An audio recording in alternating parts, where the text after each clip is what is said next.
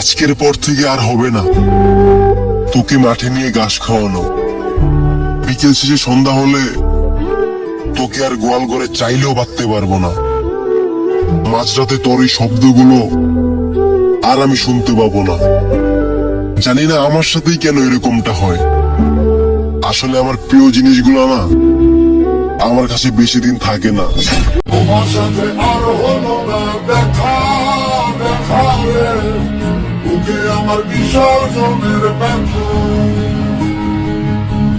তোমার সাথে আর হলো না দেখা।